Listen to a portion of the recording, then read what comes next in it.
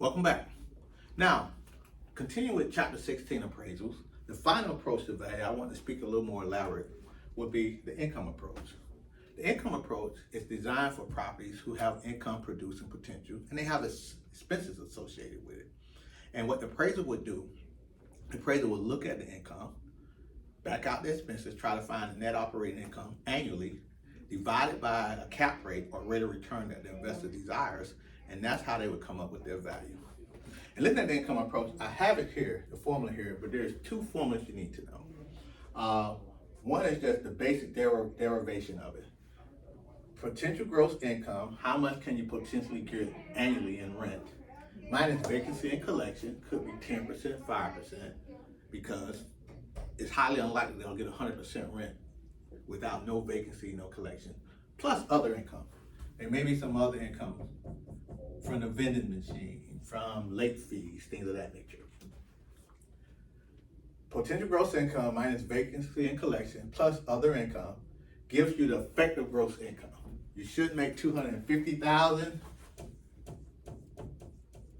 but 20,000 dollars in lost rent because people didn't pay us, plus another 5,000 in other income. So 250,000 minus the 20,000 of lost rent plus 5,000 other income. So that's 230, 235 is my effective gross. Minus operating expenses. Operating expenses could be for that year, let's say it's $10,000 per month, $120,000 for the year. Gives you an NOI of $115,000. So the formula is PGI minus vacancy and collection, EGI minus operating expenses equal NOI. Once you get the NOI, the second most important formula, because they're going to give you a blank piece of paper when you take your test, or if you take it online in the comfort of your own home, they're going to give you a cyber chalkboard.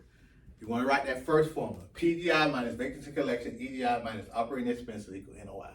The second formula you want to write is IRV. Income divided by rate equals value. With this income, you asked it before when we in the instruction, what does the I mean? The I means what?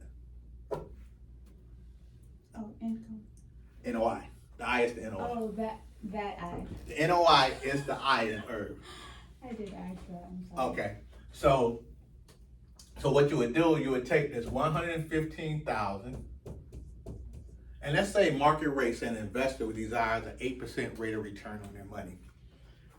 The R would be the 8% or 0.08. I'm not good with my decimals. And so the according value for that property would be, you have a cell phone, or maybe I brought my Featherby bought his calculator today because I don't think you'll trust me doing it off the top of my head.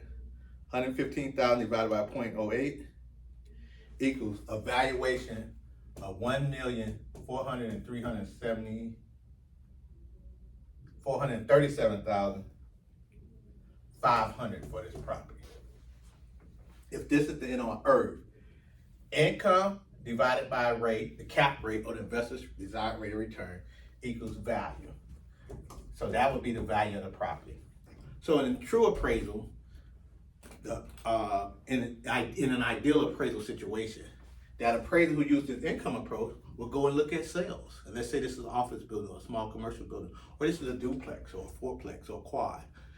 You'll go look at sales, and maybe you'll see sales ranging from 1,400,000, 1,600,000, etc. So they will get a value of 1,437,000 from the income approach. You got sales ranging from 1.4 to 1.6 million.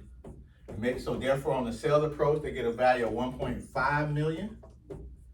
And the cost approach is $2 million to build a brand new fourplex minus $2 million to build a brand new, minus $400,000 in depreciation,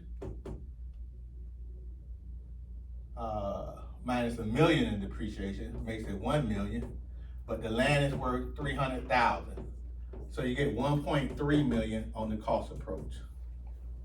And so the appraiser, in determining they have a valuation of 1.43 from the income approach, 1.5 from the sales, and 1.3 from the cost approach. So what is the final value? The final value, that process of when you have three different values from three different approaches,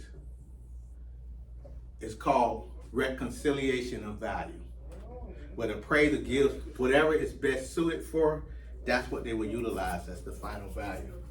For instance, in this case, since the property is best suited as an income property, but there are some significant sales, the range of value, the appraiser may give a 50% weight to the income approach at 1.437, at 1.45 million. I'll just round.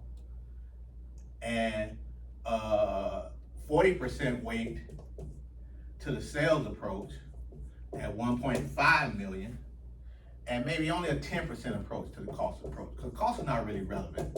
If you're buying a fourplex or office building, you want to know that about the income stream, and you want to know your relationship to the marketplace. So only 10% of value to 1.3.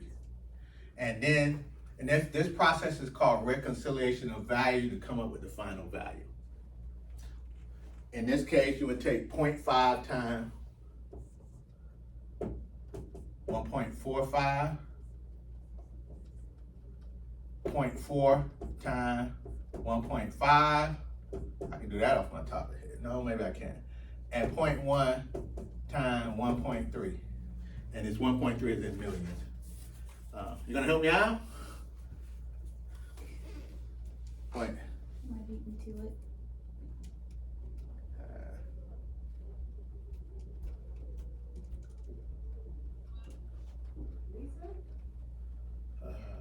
That would be.